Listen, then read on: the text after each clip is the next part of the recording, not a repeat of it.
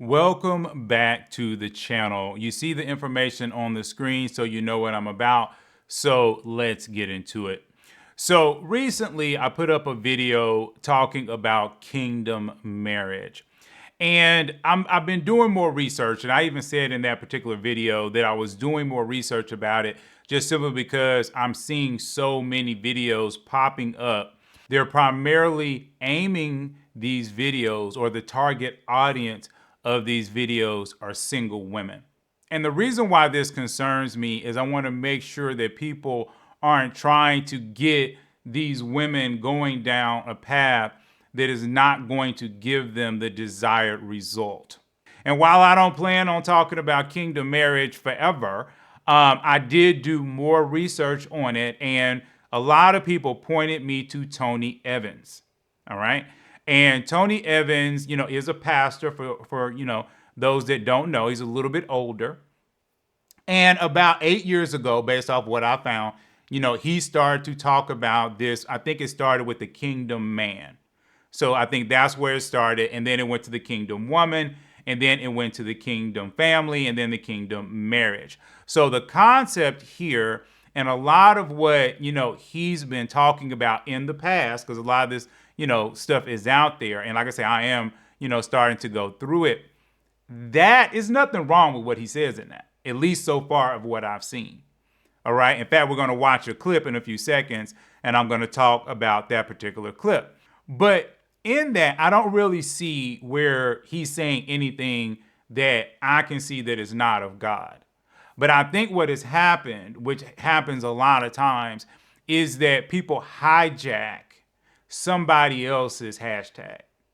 They hijack somebody else's concept, and then they try to make it their own, because really, in reality, they're just out here trying to make money, right? And I believe that's the key element. What is your end goal? And for all the people that are new to my channel and you haven't watched a lot with my channel, I've said it all the time. If I speak directly to women and only to women, I probably would be making 4 to 5 times as much money as I make right now.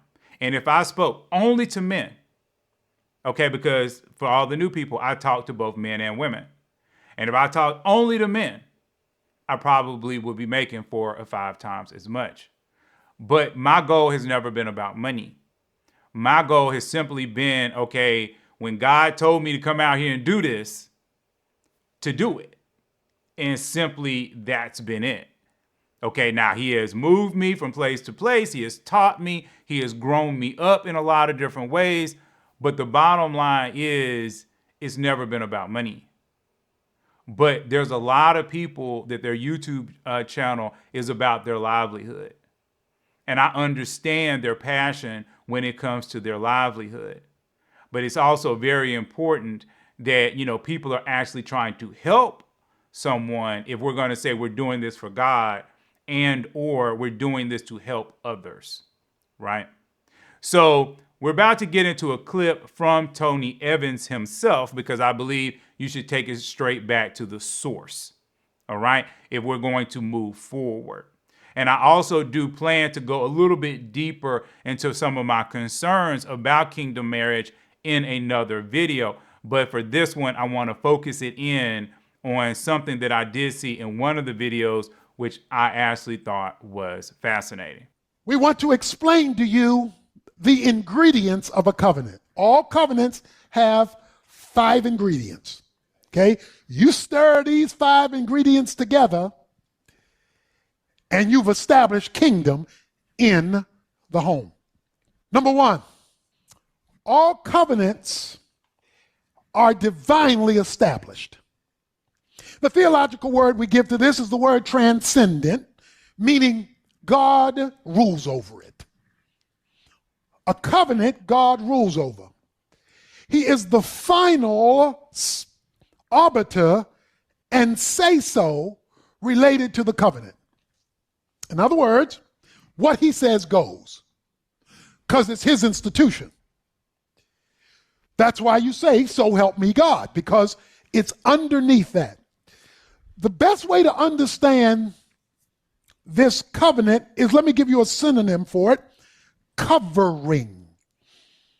A covenant covers. So covering. So an umbrella. When it rains, you take out an umbrella to cover you.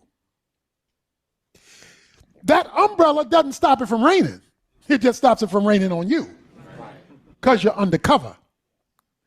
As we really look at this particular clip, okay, I believe this is probably where the beginnings of this kingdom marriage movement, when it comes to God, divinely picking out your spouse, I believe this is where people are getting it from.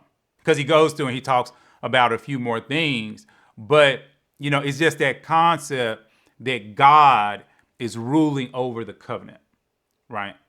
And he goes into more details about, the divine order and all these other pieces. And he says a couple of things that makes, where a lot of people can infer that it is very important, for God to almost pick your person. It's almost like, God is putting these two people together. And while I do believe to some degree that is true, I think you have to watch how you handle it. Again, and I think that's really where I'm cautioning people. Because what's more than likely not going to happen is that this angel is going to appear with your husband and or your wife. Okay? More than likely, that's not going to appear. I think some people misunderstood what I said in the last video when I was talking about kingdom marriage, because I always believe, yes, there is a remnant. Yes, there is a group. Yes, there are people that God will divinely pick out. I'm not saying he doesn't do that. In fact, there's almost always an exception to every single rule in the world that we live in which God does.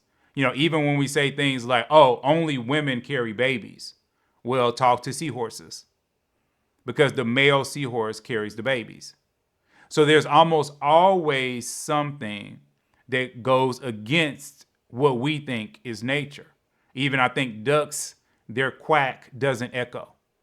It's like the only sound that doesn't echo.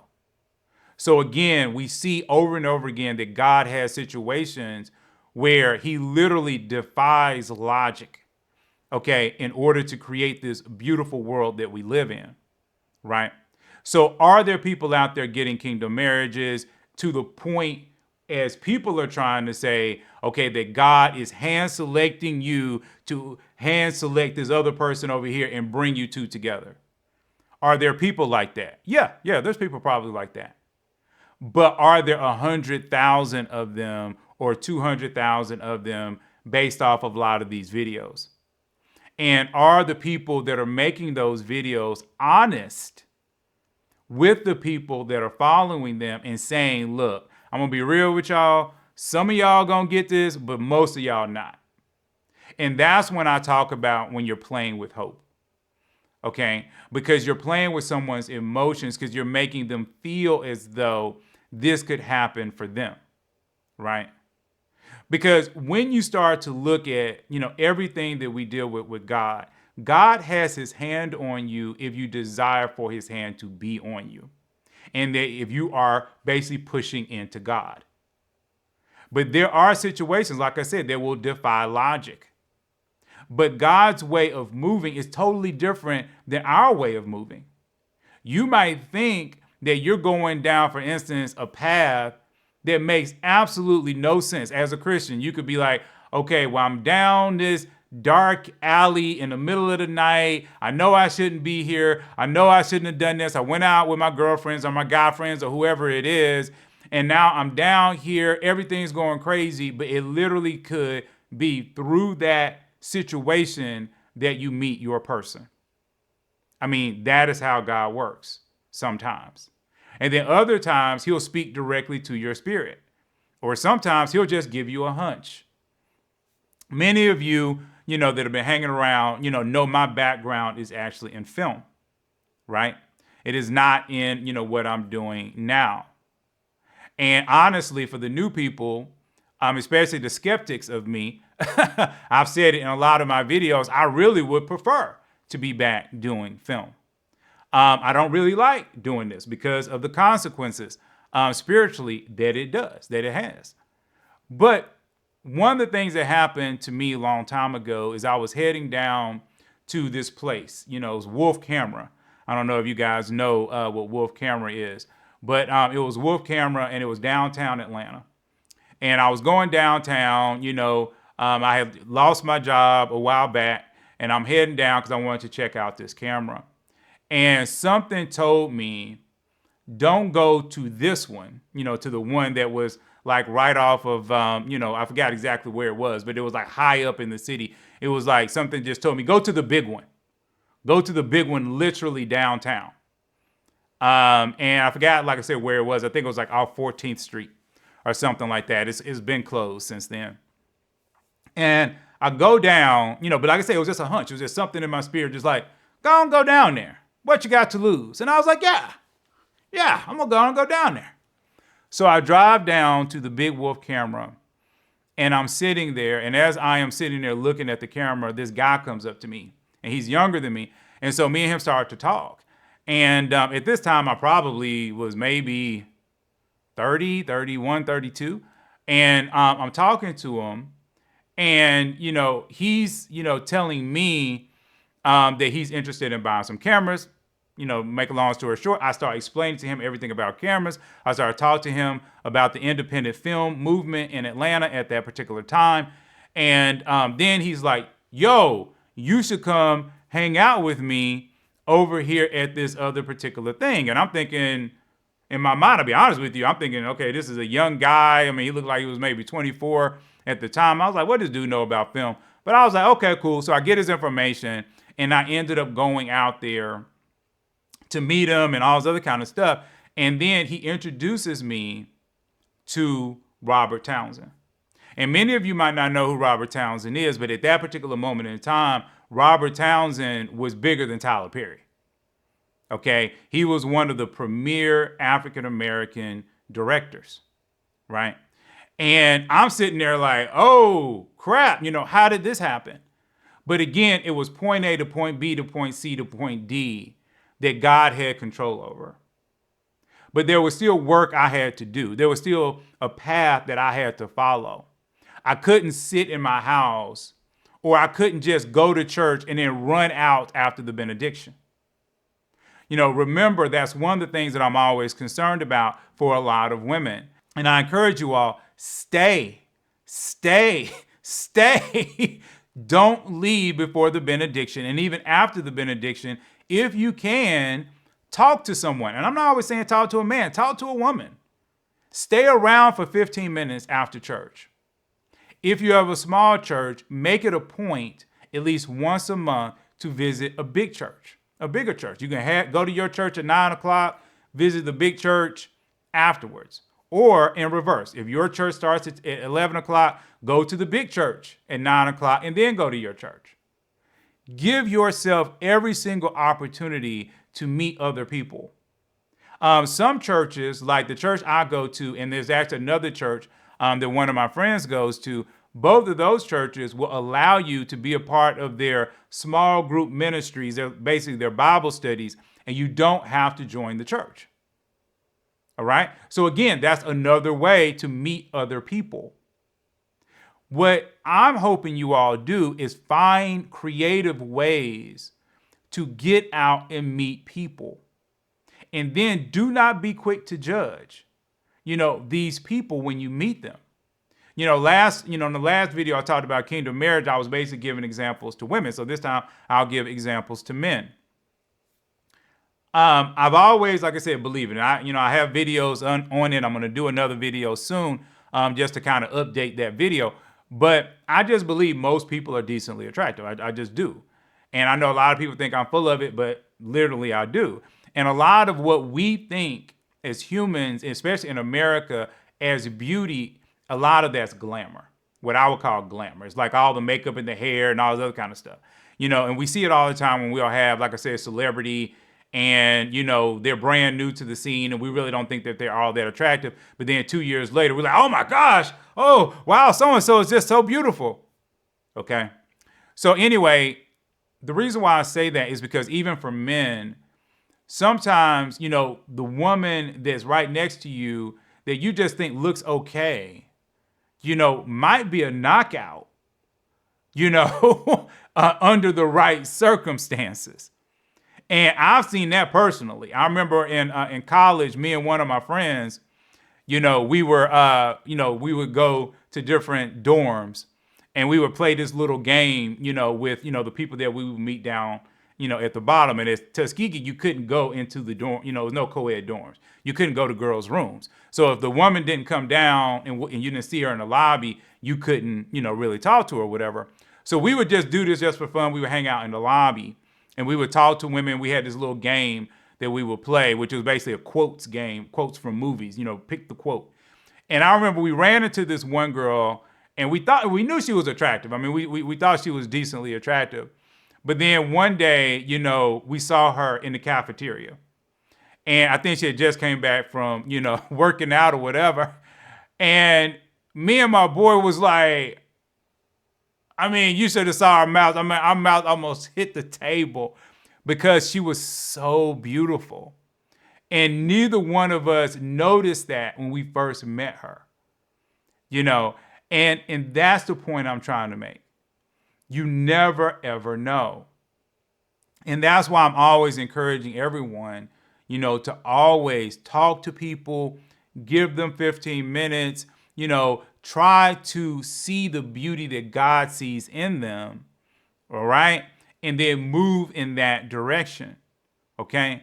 But I did want to put a stamp on this whole concept of, does God, pick your person? Okay, and that's primarily what this video is about, because I wanted to talk more into this, like I say, kingdom marriage thing. And like I said before, God, okay, he could do anything. So that's number one. But for most people, okay, even if he does pick your person, you're not going to know it. Because there has to be a trust thing, a thing where even the Holy Spirit can trust you with that knowledge. Like some women, literally, and I've heard this story before, and even from men as well, where the Holy Spirit will show them who their person is. He'll show them. Boom. That person over there at church, that's going to be your person. But then the Holy Spirit will like, but don't say nothing. You can't say nothing. All right? Because if you say something, you're going to mess it up. So you just got to go through life. I even, heard a story about a woman who was on a dating app. And she saw this guy, and she knew that was going to be her husband. And it would take 3 years for her to actually get with him because she swiped right on him. He swiped left on her. And she ended up calling, the app company. And she did end up doing all of this. And it was like 3 years later, they ended up running into each other through friends. And she didn't even know she had a friend that knew this guy. But, and that's why I say there's certain people that can handle that knowledge and certain people that can't. Okay. But no matter what the situation, once God puts you together, okay, you need to be very careful. And that's the ultimate thing what he's talking about in kingdom marriage. Kingdom marriage really is not all about you waiting on God to pick your person. That's like this much of kingdom marriage based off what I'm learning from Tony Evans. Okay. Kingdom marriage is just basically you trying to get in alignment with God. And I'm going to leave you with these 5 things that Tony Evans does talk about in this particular video, because I do want you to see all 5 of them so that you can prepare your heart for when you meet your person. All right? Because that's so important. And that's a lot of what we do on this channel is preparing yourself to meet your person and or getting you in situations so you can meet your person. Okay, so that's what we're about over here on this channel. All right? Okay, so even with that, those 5 things on the screen, we're talking about all covenants are divinely established. So you're going before God, okay, to establish this covenant. The second one is the chain of command, knowing that God is the head, okay? The next one is the rules for the husband and wife. The fourth one is the sanctions that come as blessings and or consequences. Some people might say curses. And then the final one is inheritance. All right. And remember, a lot of times I've even talked to y'all about generational curses and generational blessings and different things like that. And when you're dealing with inheritance, God talks to the blood. Okay. He talks to the blood. That's why, like I said, Jesus had some of David's blood. God said David will always have somebody on the throne. He was basically like, I'm giving the throne to David. So even though David was dead and gone, Jesus inherited that blood, okay? And then through that made that statement true, okay? Because Jesus is Lord forever and ever and ever. He is king forever and ever and ever, and he has David's blood in him. So therefore, what God told David came true. See how this makes sense? Okay, and you have to, really pay attention to these things because you got to get yourself, in order. But like I said, on this channel, we don't just talk about some of these things because some of these things are talked about in church a lot. And my concern is talking about the invisible things or the things that we don't talk about that much and making sure that we're paying attention to those things, so that we can safeguard ourselves by some of these new attacks, that the enemy is planning. Anyway, thank you all for watching. Remember, on October 16th at 7 p.m., we will actually have, an open Zoom call. So please come out for that Zoom call live. It'll be on the community page. I generally put it up, the day before or the day of. And if you don't see it, all you got to do is come out, hang out on the channel at 7 p.m. You'll see the video going. Once you're in, I'm going to constantly be putting up that link about every 15 to 20 minutes or so to make sure that anybody and everybody can join, ask questions, have comments, and that we can have a good open conversation. All right. But until then, please like, please subscribe, and I'm going to see you all in the very next video.